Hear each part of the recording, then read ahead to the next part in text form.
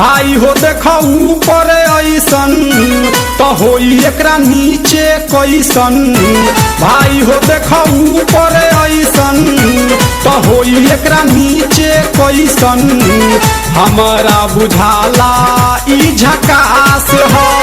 पातर पातर होठ लाली पॉप लागता, चोलिया में दूगो आलू चॉप लागता। आ एक नंबर माल जिला टॉप लागता, आ एक नंबर माल जिला टॉप लागता। आ पतली कमरिया लापालॉप लागता। भाई हो देखो ऊपर ऐसन तो होई एकरा नीचे कैसन। हमारा बुझाला ई झकास है।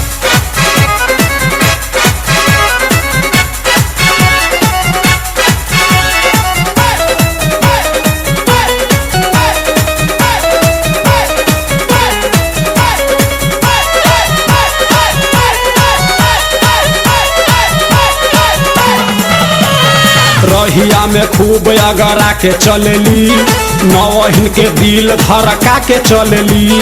आ छोटे छोटे कपड़ा चढ़ा के चलेली, आ छोटे छोटे कपड़ा चढ़ा के चलेली। आ से कसी बदनिया देखा के चलेली। भाई हो देखो ऊपर ऐसन तो होई एकरा नीचे कैसन। हमारा बुझाला ई झकास है।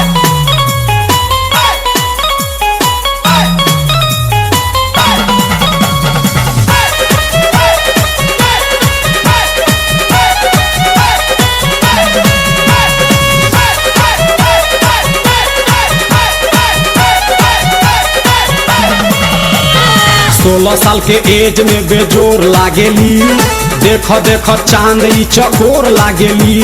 आ चढ़ल बा जवानी पोरे पोर लागेली, आ चढ़ल बा जवानी पोरे पोर लागेली। आ दिलवा चोरावे वाली चोर लागेली। भाई हो देखो ऊपर ऐसन तो होई एकरा नीचे कैसन। हमारा बुझाला ई झकास है।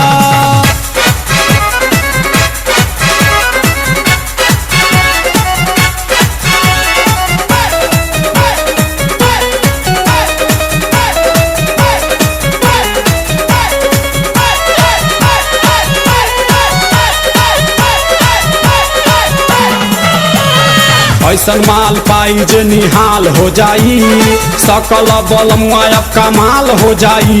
आ फिर जेल जाए के सवाल हो जाई, आ फिर जेल जाए के सवाल हो जाई।